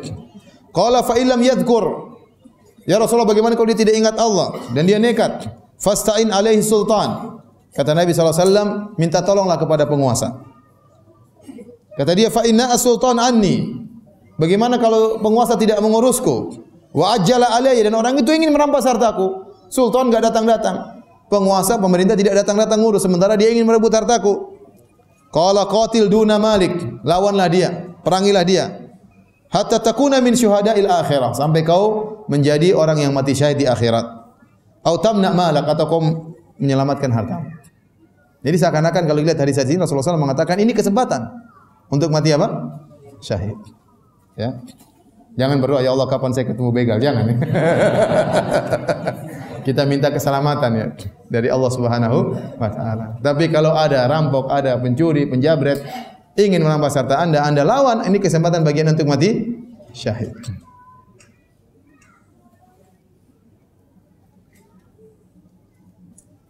Demikian juga seorang yang meninggal karena membela agamanya atau membela nyawanya. Di antara hadis yang menunjukkan akan hal ini, kata Nabi SAW, man qutila duna malihi fahuwa syahid. Barang siapa meninggal karena membela hartanya, maka dia mati syahid. Wa man qutila duna ahlihi, barang siapa meninggal karena membela keluarganya. Keluarganya ingin diperkosa, keluarganya ingin dibunuh, kemudian dia bela istrinya, bela anaknya, sampai dia meninggal, maka dia mati syahid. Wa man qutila duna dinihi, bagi seorang meninggal karena bela agamanya, dia bela agamanya, dipaksa untuk murtad, dia tidak mau, dipaksa untuk menghina agama, tidak mau, dia bela agamanya, akhirnya ditangkap, ini dibunuh oleh orang, gara-gara dia membela sunnah misalnya, ya, maka ini juga mati syahid. Ini terjadi di negara-negara lain, negara kita mungkin tidak, tapi negara-negara lain, sebagian orang membela sunnah, membela agamanya, dibunuh oleh penguasa. Wa man qutila duna damihi fa huwa syahid. Barang siapa membela ya nyawanya, maka dia pun mati syahid. Demikian juga barang siapa yang terbunuh karena dizalimi.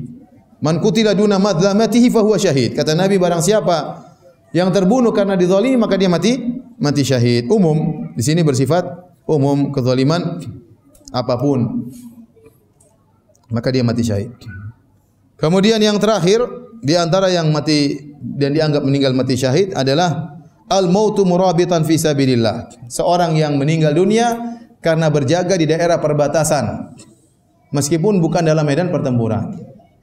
Ya. Kata Nabi SAW, ribatu yaumin wa lailatin khairun min siyami syahrin wa qiyamihi.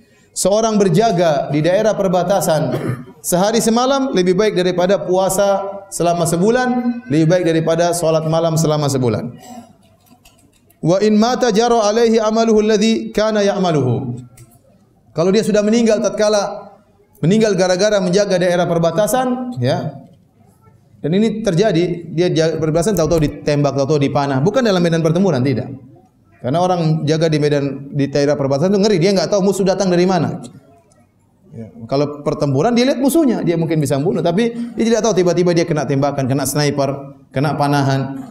Maka kata Nabi SAW, kalau dia meninggal di daerah perbatasan gara-gara menjaga perbatasan kaum muslimin, maka jara alaihi amaluhu alladhi kana ya'maluhu, maka amal dia yang biasa dia lakukan terus berjalan. Selama ini dalam kehidupannya dia suka bersedekah, selama ini dia suka salat malam, ya, maka terus berjalan. Amalan dia terus berjalan meskipun dia sudah meninggal dunia. Dan ini pahala yang luar biasa. Seakan-akan seluruh amalan dia menjadi amal jariah, padahal dia sudah meninggal dunia. Wa ujriya alaihi rizquhu, dan diberikan rizki kepadanya. Sebenarnya mengatakan maksudnya dia mirip seperti orang yang mati syahid, di mana orang mati syahid ruhnya berjalan-jalan di di surga. Demikian juga orang yang mati dalam kondisi murabit, yaitu dalam kondisi menjaga daerah perbatasan. Wa uminal fattan, dan dia juga akan dilindungi dan tidak akan dia akan selamat dari pertanyaan malaikat mungkar dan nakir di alam kubur.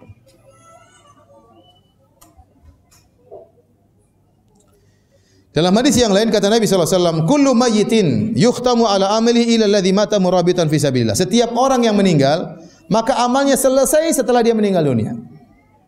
Sebagaimana hadis, "Kullu bani Adam idza mata ibnu Adam inqata amaluhu." Kalau anak Adam meninggal dunia, terputus amalannya. Ini sama hadis ini. Kullu mayyitin yukhtamu ala amalihi. Setiap mayat selesai amalnya begitu dia meninggal dunia. Illa alladhi mata murabitan fi sabilillah. Kecuali orang yang meninggal dalam kondisi menjaga daerah perbatasan. Fa innahu yunamma lahu amaluhu ila yaumil qiyamah. Maka amalannya terus berlanjut sampai hari kiamat. Masya-Allah. Wa yu'manu fitnatul qabri, dan dia diselamatkan dari fitnah kuburan. Ini dalil ya bahwasanya orang yang meninggal dalam kondisi murabit ya, yaitu dia dianggap seperti mati syahid ya. Dalam riwayat yang lain kata Nabi, wa bu'itsa yaumal qiyamati syahidan. Dia akan dibangkitkan pada hari kiamat dalam kondisi seperti orang mati syahid. Jadi para hadirin Allah Subhanahu wa taala, seorang berusaha untuk meninggal ya dalam kondisi husnul khatimah, apakah dalam kondisi mati syahid atau hal-hal yang seperti mati syahid ya, agar dia meraih surga Allah Subhanahu wa taala ya. Kata Nabi sallallahu alaihi wasallam, "Man qala la ilaha illallah." Barang siapa mengucapkan la ilaha illallah ibtigha'a wajhillah, karena mengharap wajah Allah, khutima lahu biha, ternyata dia meninggal tatkala mengucapkan la ilaha illallah, dakhalal jannah, maka dia masuk surga. Wa man shoma yauman ibtigha'a wajhillah, barang siapa yang berpuasa ikhlas karena Allah, khutima lahu biha, dia meninggal dalam kondisi berpuasa, dakhalal jannah, maka dia masuk surga. Wa man tasaddaqa bi sadaqatin ibtigha'a wajhillah, barang siapa bersedekah karena Allah Subhanahu wa taala, khutima lahu biha, ternyata itu amal dia terakhir, dakhalal jannah, maka dia masuk surga. Ini isyarat bahwasanya siapapun yang meninggal dalam kondisi beramal saleh, apakah sedang puasa, apakah sedang berzikir, apakah sedang bersedekah, maka insyaallah itu adalah ya petunjuk bahwasanya dia akan masuk surga. Demikianlah para hadirin dan hadirat yang dirahmati Allah Subhanahu wa taala, apa yang bisa disampaikan tentang orang-orang yang dianggap mati syahid ya Allah Subhanahu wa taala. Kalau ada yang bertanya saya persilakan. Allah taala alam bisawab.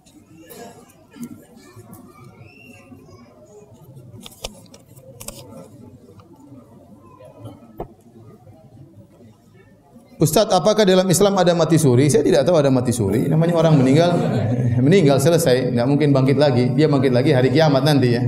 Ya. Tapi kalau dia seakan-akan mati, itu mungkin terjadi. Seakan-akan apa? Mati. Dia enggak mungkin dia sudah meninggal ketemu malaikat mungkar dan nakir kemudian bangun lagi. Dia cerita, "Oh, tadi saya ketemu malaikat mungkar nakir gini-gini." Enggak, itu enggak. Tidak ada. Ya, meninggal sudah selesai, sudah berpindah dari alam dunia menuju alam barzakh, ya. Tidak akan kembali lagi. Dia hanya bisa kembali lagi nanti kalau hari kiamat. Tapi ada orang kondisi seakan-akan dia mati padahal dia belum apa? Mati. Berarti nyawanya belum dicabut, belum dipindahkan ke alam barzakh.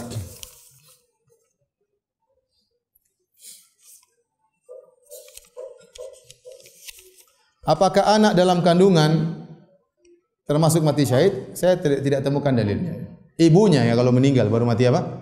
Syahid. Anaknya meninggal, tidak tahu apa meninggal, belum lahir sudah meninggal. Ya, apakah dia mati syahid? Tidak ada dalilnya. Saya belum menemukan dalilnya. Ustaz, apa hukum musik dalam Islam? Hukum musik hukumnya haram. Ya, hukumnya haram dan ini ijma ulama. Semua mazhab Syafi'i, mazhab Hambali, mazhab Maliki, mazhab Hanafi, semuanya mengatakan haram. Ya, dan saya sudah sampaikan dalam buku saya ajaran mazhab Syafi'i yang ditinggalkan. Di antaranya yang tegas dalam hal ini adalah Imam Syafi'i sendiri. Ya, Imam Syafi'i mengatakan barang siapa yang mencuri alat musik tidak boleh dipotong tangannya. Kenapa? Karena mencuri alat musik sama seperti mencuri bir dan mencuri babi. Ya. Mencuri yang haram tidak perlu dipotong tangannya. Kalau ada orang yang merusak alat musik, kata Imam Syafi'i juga tidak perlu disuruh bayar ganti rugi. Kenapa? Sama seperti dia menghancurkan khamar. Itu perkara yang haram. Ya. Dan seluruh ulama Syafi'i mengharamkan.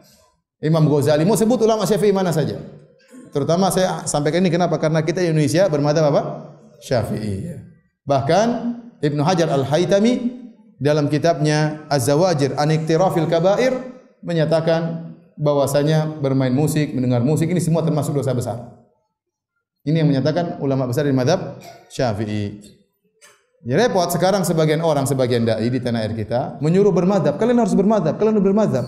Begitu masalah musik dia lari dari mazhab. Beneran? Dia harus bermadzhab. Kalian mana mazhabnya tidak bermadzhab? Begitu masalah musik dia lepas semua mazhab.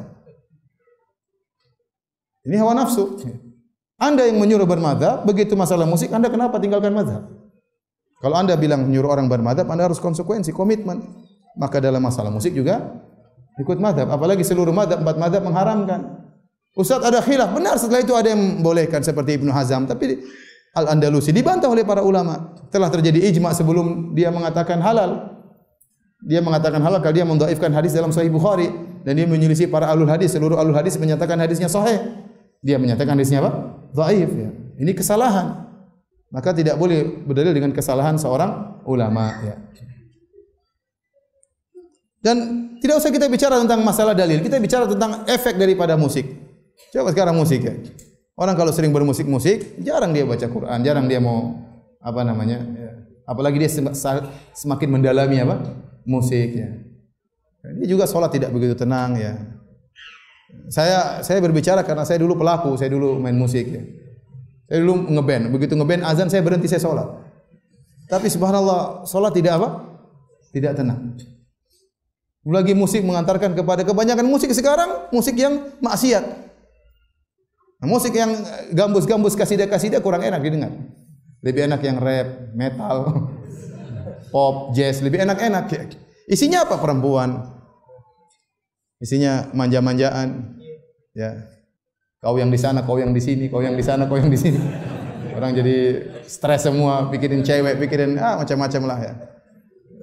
Begitu kenyataannya. Coba ente kumpulkan album-album musik yang tentang Islam berapa? Sedikit dibandingkan musik-musik yang maksiat. Kebanyakan kaum muslimin yang mereka dengar musik gambus atau musik maksiat? Musik maksiat. Maka benar kalau kemudian ditutup pintu sekaligus, sekalian aja tutup pintu musik hukumnya apa? Haram. Ini memang haram. Para ulama tidak mengecualikan kecuali duf rebana. Ulama Syafi'i menyebutkan kecuali duf rebana itu pun dalam acara-acara seperti acara-acara ramai seperti walimah atau acara Idul Fitri, Idul Adha atau ada acara-acara baru boleh menggunakan apa? Duf ya.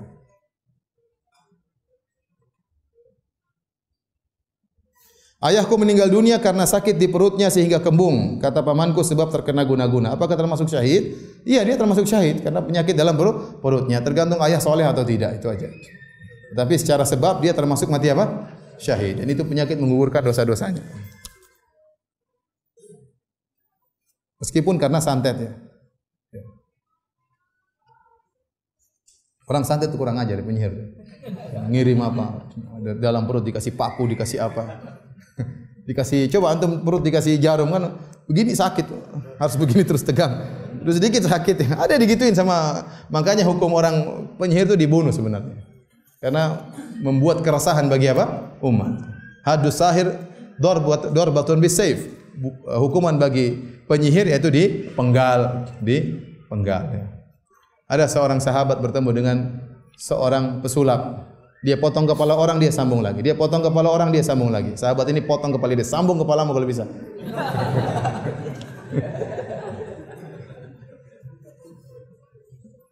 Parah ya. Ini kalau di Arab Saudi, penyihir dibunuh. Kalau terbukti dia menyihir, dibunuh. Karena penyihir itu bikin meresahkan umat. Orang ada masalah, dia tidak berani berhadapan, tidak berani berkelahi, datang ke tukang sihir. Pengecut. Datang sihir, suruh sihir dia. Bayangkan dikirim paku dalam perutnya, dikirim apa namanya? Baskom dalam perutnya.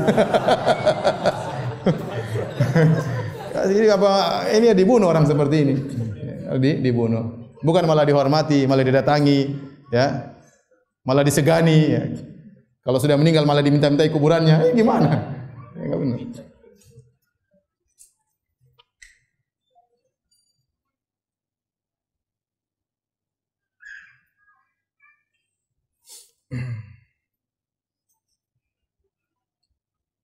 Cara menasihati orang tua supaya melaksanakan perintah Allah dan menjauhkan larangan Allah. Orang tua yang paling penting bagi kita adalah kita menunjukkan kesolehan kita, bahwasanya kita anak yang soleh, anak yang berbakti kepada orang tua, nurut. Nah, kalau kita nurut sama orang tua, sering kasih hadiah sama orang tua kalau nyuruh kita, kita langsung kerjakan, maka dia mau mendengar, dia akan sayang dengan kita dan dia mau mendengar perkataan kita.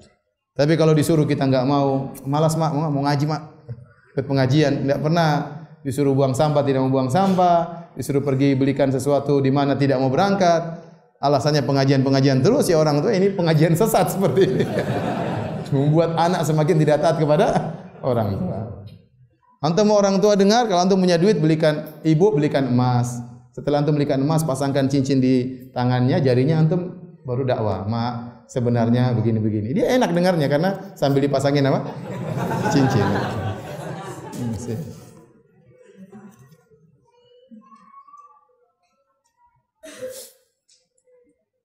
Mati syahid tapi orangnya tidak sholat. Tadi kebakaran tapi mau berzina. Sama, kebakaran tapi mau berzina. Mati konyol.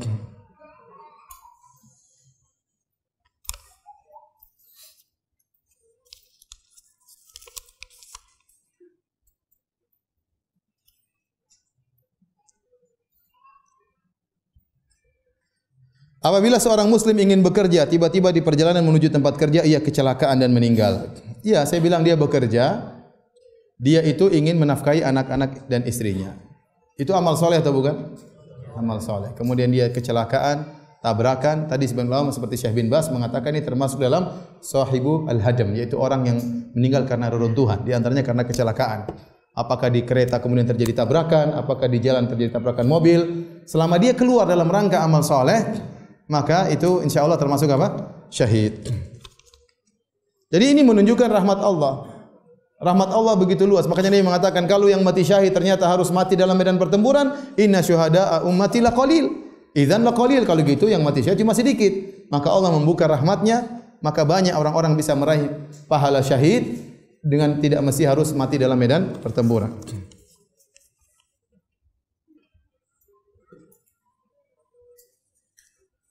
Ini pertanyaan, orang yang tadi disebutkan meninggal karena tenggelam, wanita yang melahirkan, orang yang mempertahankan hartanya ketika dirampok, semuanya dalam kategori mati syahid? Iya. Apakah jika mati dengan kondisi demikian, derajatnya seperti mati syahid perang? Iya, derajatnya sama. Tadi disebutkan tatkala ashabul taun dibangkitkan pada hari kiamat karena penyakit taun, maka mereka mengatakan nahnu syuhada, kami mati syahid. Maka dikatakan kepada mereka, lihatlah kepada luka mereka. Apakah luka mereka mengeluarkan darah, baunya minyak kasturi? Kalau begitu maka seperti mati syahid. Ternyata benar, luka mereka mengeluarkan darah seperti bau minyak kasturi. Ini rahmat Allah, ya. Sehingga mereka meskipun di dunia tidak mati dalam medan pertempuran, namun pahalanya seperti mati apa? Syahid.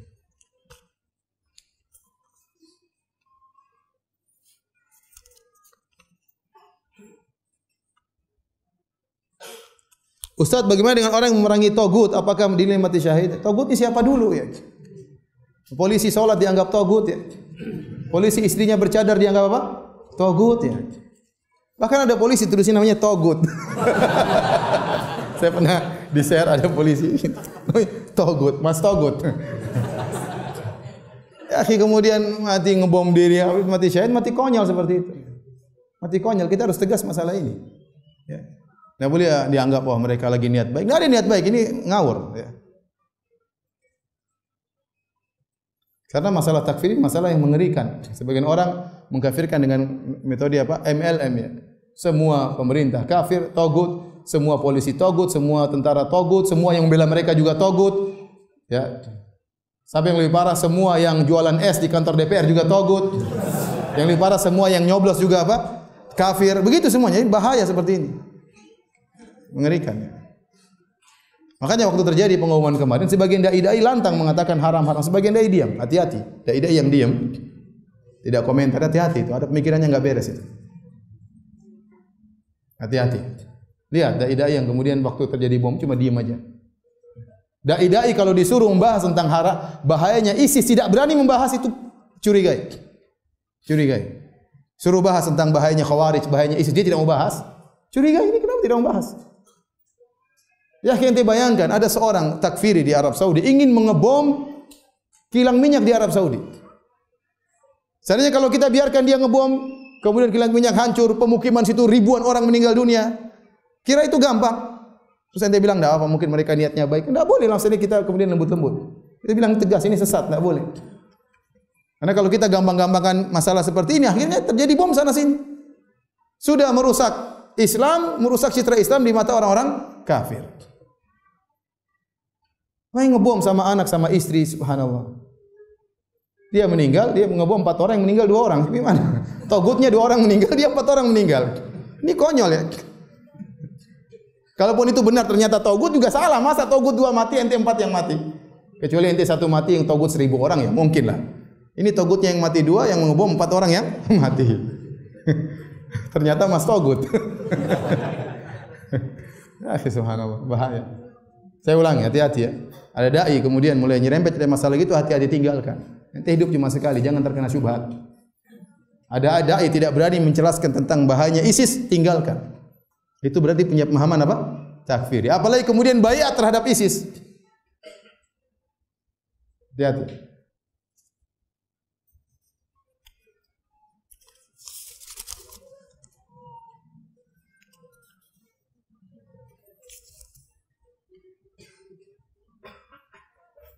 Ustadz, anak cita-cita poligami. 4 istri. Bukan 2 lagi, 4. Bisakah 4 istri saya bertemu mereka di surga? Bisa. Semoga Allah mengabulkan cita-citamu. Tapi itu cita-cita sangat berat.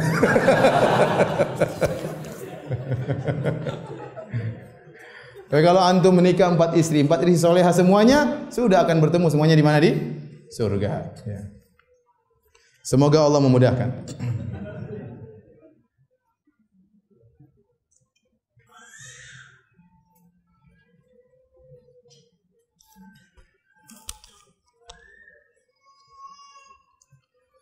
Ustaz, anak punya teman akhwat, tadinya dia bermanhaj salaf, tapi di saat datang beberapa ustaz yang menurutnya logis, dia meninggalkan manhaj salaf dan suka sekali mengajak saya debat. Kadang saya suka kesal ustaz. Bagaimana sikap kita ustaz? Nasihati, kalau enggak mau dengar enggak usah berdebat. Agama bukan buat berdebat. Hidayah di tangan Allah Subhanahu. Suruh debat ustaz. Anti tidak usah ikut debat dia sama dia. Suruh dia ketemu ustaz, suruh debat dengan ustaz. Jangan ngabisin waktu. Syubhat itu menyambar-nyambar.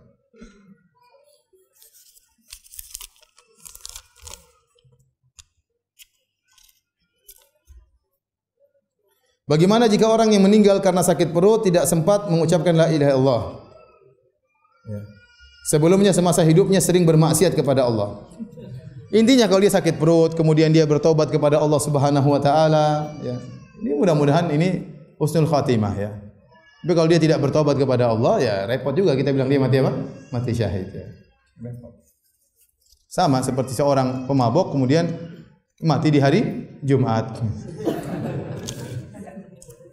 Ini orang seperti gini dikasih sakit segera bertobat kepada Allah agar benar-benar dia meraih mati syahid.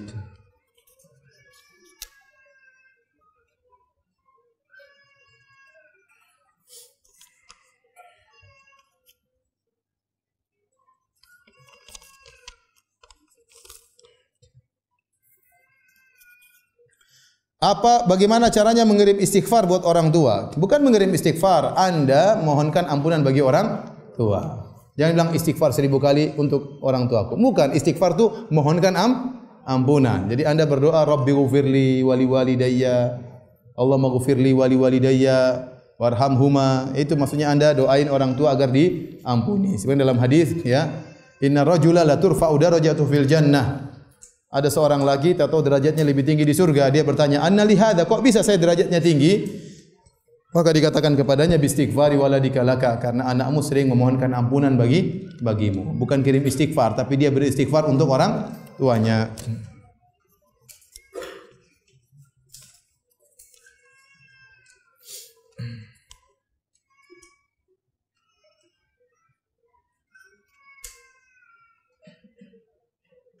Saya seorang single parent yang terpaksa bekerja pada manajemen pemakaman orang-orang kafir. Karena pekerjaan itu memberi upah yang lumayan besar untuk biaya anak saya yang dibiayai oleh bapaknya. Bagaimana hukumnya, Ustaz? Saya tidak tahu ya, tapi saya kasih gambaran bahwasanya ini perlu antum tanya kepada Ustaz yang mungkin lebih detail, tanya kepada Ustaz Irwandi atau Ustaz Arifin atau Ustaz Musyafa yang mungkin lebih paham tentang masalah ini. Tapi orang kafir pun memang harus dikubur. Orang kafir dikubur atau tidak? Dikubur ya. Kita membantu masalah duniawi. Cuma jadi masalah mungkin ada ritual-ritual dalam penguburan tersebut. Apa kita ikut andil atau tidak? Maka ini perlu ditanyakan kepada ustaz yang lebih takhassus atau spesifik dalam masalah ini. Saya tidak tahu jawabannya.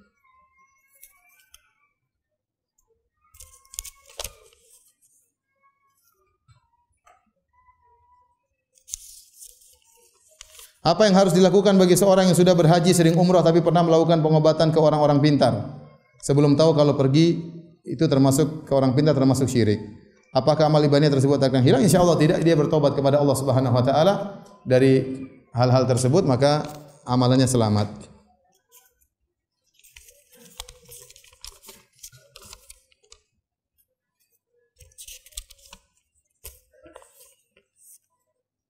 Ustaz, apabila meninggal karena sihir, terkena guna santet termasuk syahid atau tidak? Tadi dilihat, kalau ternyata santetnya berkaitan dengan perutnya, berarti dia seakan-akan apa? Mati karena penyakit dari apa? Perut. Ya. Tapi kalau dalam bentuk yang lain, wallahu alam, tidak ada nas ya. Nasnya kalau dia penyakit dalam penyakit perut misalnya.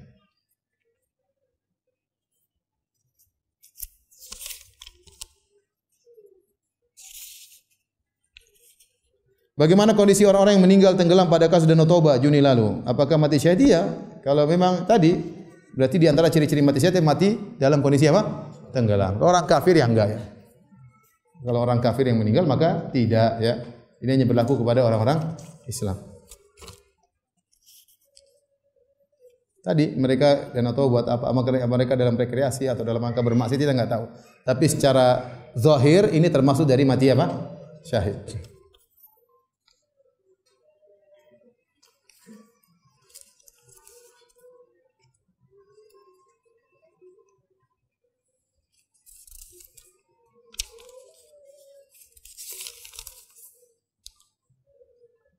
Apakah di surga masih ada setan yang menggoda manusia? Tidak ada. Kenapa Nabi Adam digoda jin waktu di surga sama setan? Itu lain. Nabi Adam waktu itu belum surga sebagai ganjaran, bukan. Hanya sebagai tempat tinggal waktu itu, bukan surga sebagai apa? Ganjaran. Nanti kalau sudah terjadi hari kiamat, mau surga itu surga sebagai ganjaran. Sudah tidak ada lagi apa namanya? Ujian. Tinggal kenikmatan ya. Setan sudah di neraka, enggak mungkin dia main-main ke surga ganggu ente. Enggak ada sudah. Enggak ada. Semuanya halal di surga. Apakah orang yang mencuri uang untuk nikah tapi belum tahu kapan nikahnya? Tapi ia mati kecelakaan, apa itu mati syahid? Ya, saya katakan tadi, pokoknya kalau dia kecelakaan itu termasuk bentuk mati syahid. Tapi kembali kepada orangnya, sedang apakah dia? Karena tadi kita sebutkan orang yang kena taun, penyakit, belum tentu mati syahid. Syaratnya harus apa? Sabar. Dia harus beriman dan menghadapi hal tersebut, baru dikatakan dia mati syahid. Adapun kemudian orang lagi maksiat, lagi mau mencuri uang untuk nikah atau ketabrak, itu ya mungkin mati konyol lebih tepat bagi dia. Ini bukan mati syahid. Wallahu a'lam bishawab. Demikian saja kajian kita, kurang lebihnya saya mohon maaf. Subhanakallah bihamdik asyhadu alla ilaha illa anta astaghfiruka wa atubu ilaik. Assalamualaikum warahmatullahi wabarakatuh.